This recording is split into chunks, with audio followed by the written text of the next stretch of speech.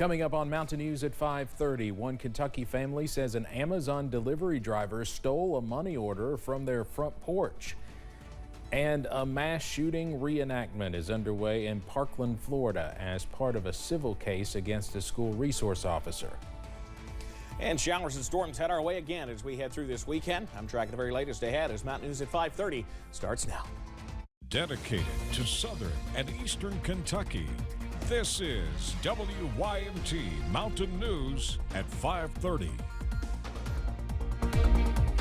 Good evening, I'm Steve Hensley. A Montgomery County family is at a loss for words after reviewing their front porch cameras when their money order turned up missing.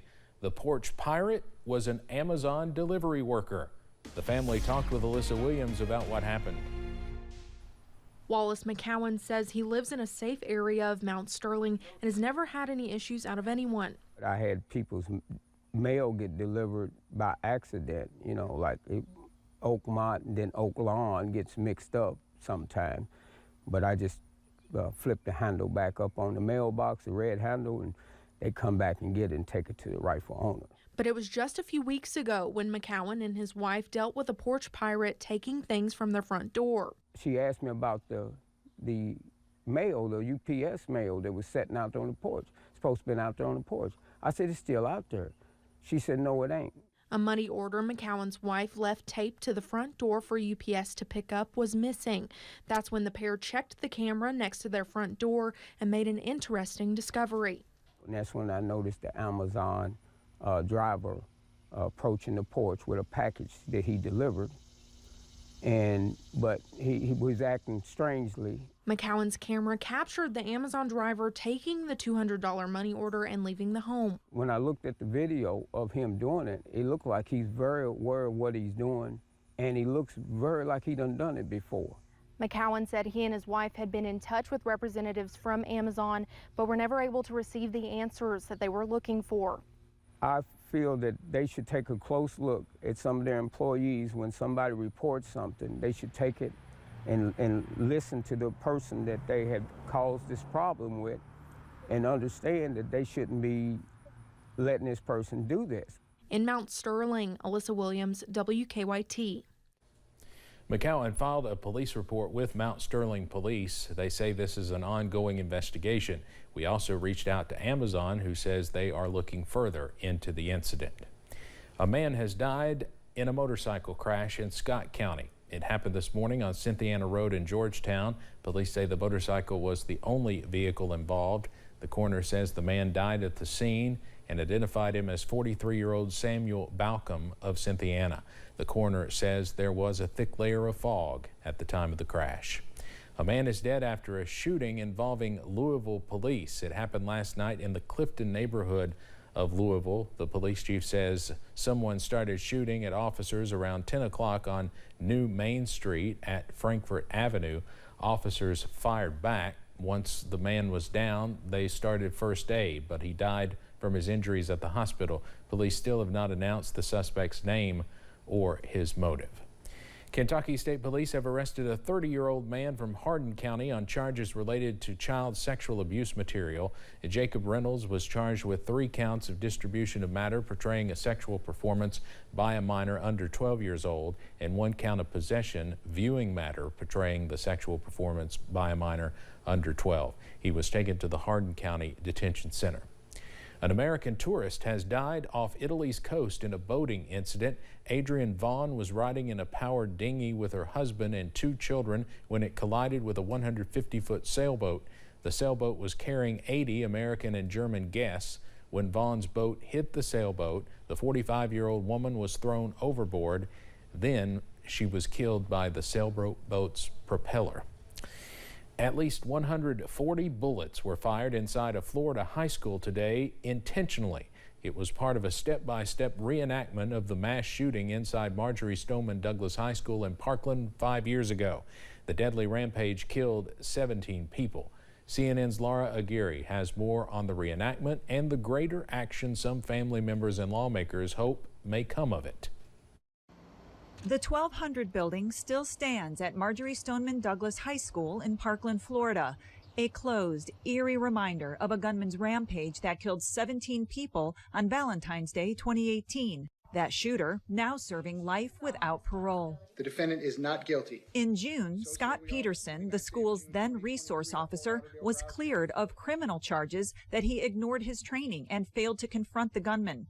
Peterson's defense was that he couldn't tell where the gunshots were coming from. Several of the victims' families and one shooting survivor have since filed a civil lawsuit against Peterson. They requested the reenactment to prove Peterson could have heard the bullets, tracked the shooter's location, and taken action. On Friday, police traced the killer's steps, firing live rounds into ballistic traps throughout the three-story building.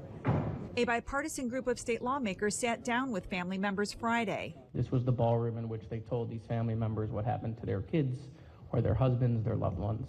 Many here are hopeful that the reenactment's impact expands well beyond the courtroom. You can debate it all day long, but it's not the same as going and walking through the school. There are things that are kind of like no-brainers that we need to continue to get together to get done. Safety has to come before education because you cannot teach dead kids. I'm Laura Aguirre reporting. And again, the gunman, Nicholas Cruz, is serving life without parole. A group in Ohio says it has collected more than enough signatures to propose legalizing marijuana there. The group Coalition to Regulate Marijuana Like Alcohol says it has collected more than enough signatures to get the bill on the November ballot. The group says it submitted more than 6,000 signatures to the Ohio Secretary of State, well above the 679 needed. The Board of Elections now has a week to validate the new signatures.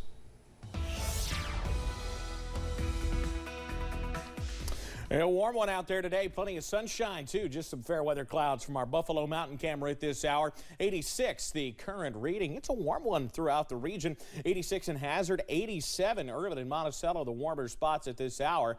And we continue to see even a few upper 70s, low 70s, or a middle and upper 70s and low 80s there in the portions of Southwest Virginia and into the Big Sandy. It's a muggy one out there. Dew points in the middle and upper 60s to near 70. I mean, we're all feeling not far from 90, but it's not aggressively hot and humid out there. Not much on first alert pinpoint Doppler, so as we head through the next 12 hours, we'll continue to see just a few clouds out there as temperatures drop into the middle 60s for the overnight. However, we are not done with the potential for showers and storms, not tonight, not really tomorrow, but as we finish out the weekend. It's something we have to watch closely. I'll have those details in a few minutes. Steve? All right, Evan, thank you. Jonathan Majors' assault and harassment trial has been pushed to September 6th. The Marvel actor was originally expected to appear in court August 3rd. Majors is accused of striking a woman's face and putting his hand on her neck, causing bruising. He has denied the claims. His attorney says Majors is the real victim in this ordeal and that his life and career have been torn apart by it.